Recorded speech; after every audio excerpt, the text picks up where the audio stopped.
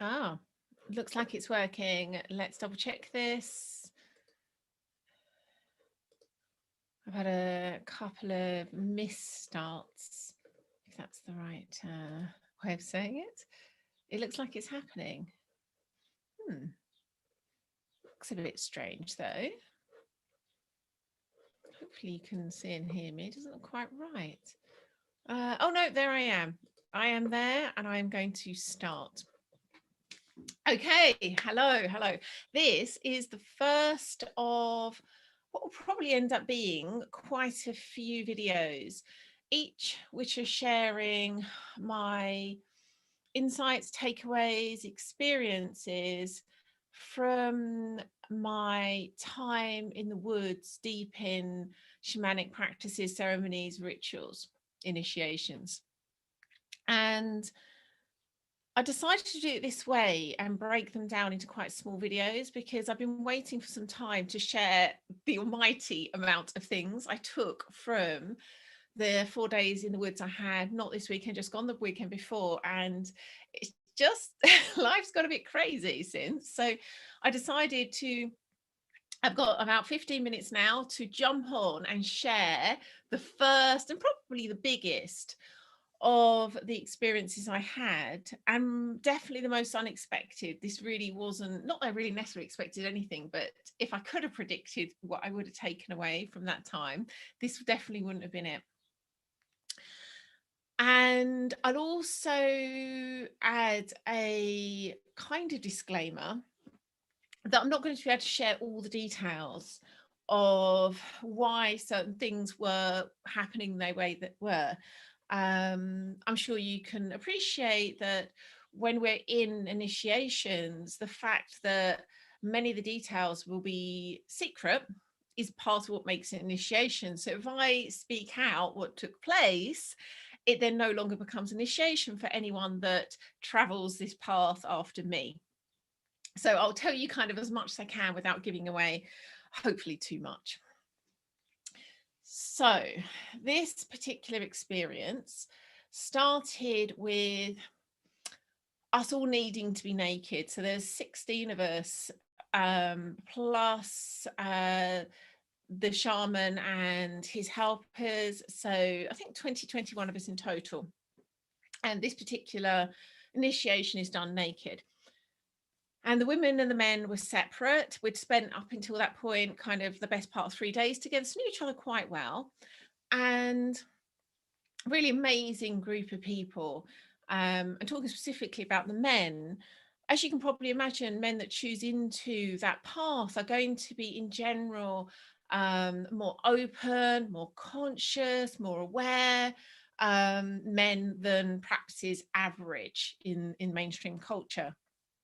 So I'd spent, again, several days with these men, really getting to know them, really being able to kind of feel their hearts and their good intentions. And yeah, felt as though, although there was definitely some trepidation with the idea of doing this particular ceremony and, you know, being seen completely naked, there wasn't so much of a concern about these particular men. It was more just in general, a group of people who we don't know that well.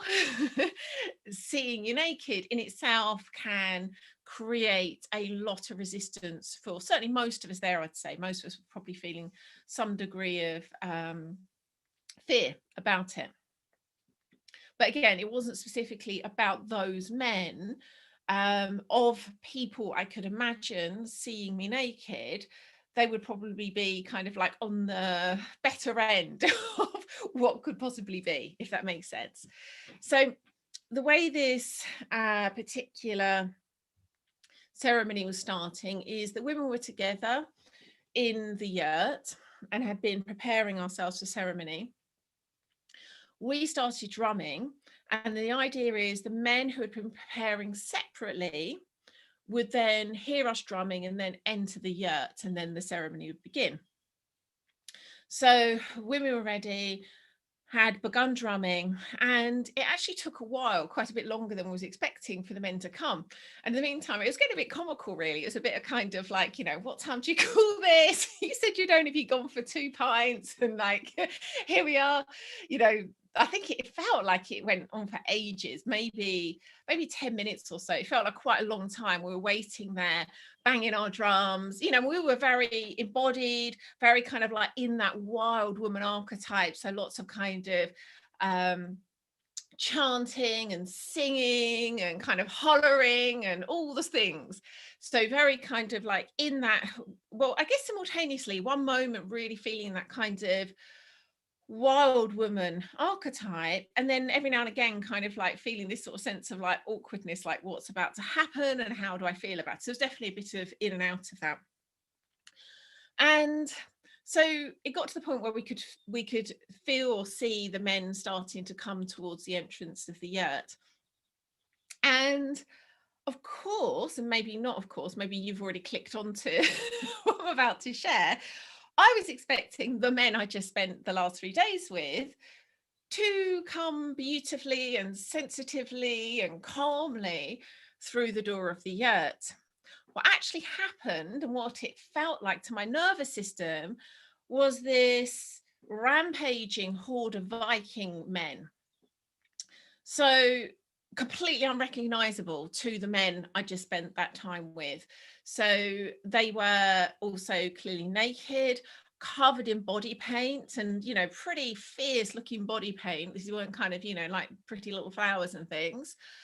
Banging their drums, much louder, I'd say, in general to us, because, you know, big strong men tending to be able to beat it louder than we were. Really, and this is the bit that I just hadn't conceived of, and again in hindsight it's funny that I hadn't, but of course whilst we were there really embodying that sense of wild woman and the bond between us as a group, they've been doing exactly the same over in their preparation. So they were fully embodied, this kind of absolute wild man, fully themselves, you know, full on masculine, and had also really bonded as a group. So they came through this door, nothing remotely as the men I was expecting to come in. So they poured in, you know, chanting, almost like a football hooligan chant, came charging in. And I felt my body just kind of like close up. And if it could talk, it was just like, hell no, this isn't safe. Get the hell out of here. What the hell is this is happening?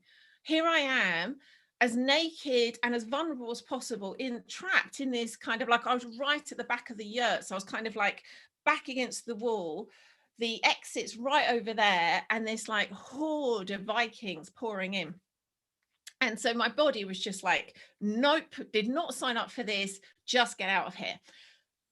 And then this other part of me came in over the top, and it's hard, it was more of an experience or a sensation than it was a kind of clear thought, but I'll try to name, if it was a thought, what the thought would have been.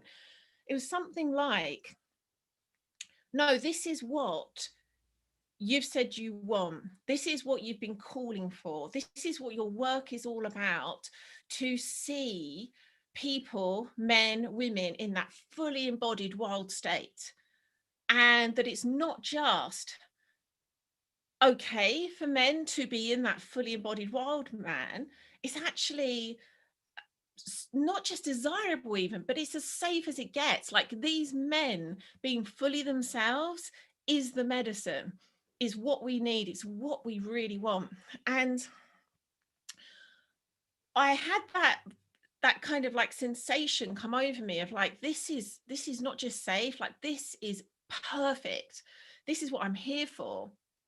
And as I had that sensation come in and felt my body just open and relax, almost like simultaneously, as if by magic, the men by then had kind of like circled round, and they were on the inside of us. So with the women were around in a big circle on the outside wall of the yurt. I don't know if they're technically called walls, but and the men had kind of circled around the inside of the central altar, still banging their drums, still chanting, but just suddenly shifted into this, oh, that's perfect. There's nothing wrong here. There's nothing I mean, yes, by its very nature, the wild is dangerous. The wild is unpredictable, but it's also perfect and beautiful and medicine, and I am available for this. Um, it was just one of the most profound moments of my life, that embodied experience of what I've been feeling and sensing and working towards, both in my own life and the work that I do with men and women. And it was just this, like, in probably a couple of seconds, noticing that shift between the old and new happen in my body. Just to finish up on this, because I want to obviously retain people's confidentiality within that circle, but I really want to share a couple of things that happened after that. I was speaking to one of the men the next day and shared with him that whole experience.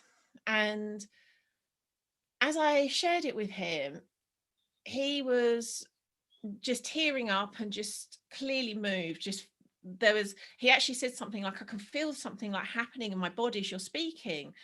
For him to hear a woman's experience of both that fear and being very honest, like how that affected me. Like, I was scared of him, I was scared of those men, and then it being alchemized into this, like, oh my gosh, no, this is what we actually really want as women. um when we can move past that fear, and again, really understandable, real fear, not just yeah, for most of us women, we've experienced many things in our own lives that have created that fear of men. We've also got kind of cultural conditioning. Most of us have probably got ancestral wounding too. So it's very, really, like, completely understandable fear. I mean, no way saying that isn't understandable, justifiable, reasonable, or anything like that. What I'm saying really is, there is something that we can all hold as a vision and move towards. And it was just incredible for me to witness the activation happening in him as I shared that. I wasn't expecting it at all. And finally, the next day in circle, I shared this whole experience with the circle. And several people kind of touched on how they experienced this kind of dynamic between the masculine and feminine happening that night, but also happening over the weekend. And the man I've been talking to actually sort of dedicated his share, which is usually a kind of personal share about yourself and what you've experienced, and he dedicated it to the women in the group and shared how profound an experience it had been, referred to the conversation that he'd had with me, but also other conversations and experiences that had happened between us over those 4 days. And I was just like, wow, there is something happening here that is a microcosm of what is available for us everywhere out there. If that can happen in, again, such a activating, raw, just like everything revealed, if we can come together like that and see each other, see the power and see the beauty and honor it, my goodness, like, what is possible for all of us.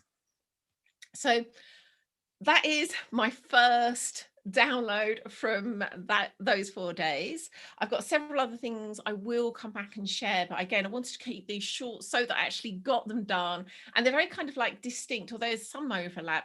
Most of the things I want to share are actually quite distinct things in their own right. So this is the first one. I will be back at some point in the next few days to share some more, and also really happy to answer any questions or feelings, thoughts, anything you'd like to share that comes up for you listening to this.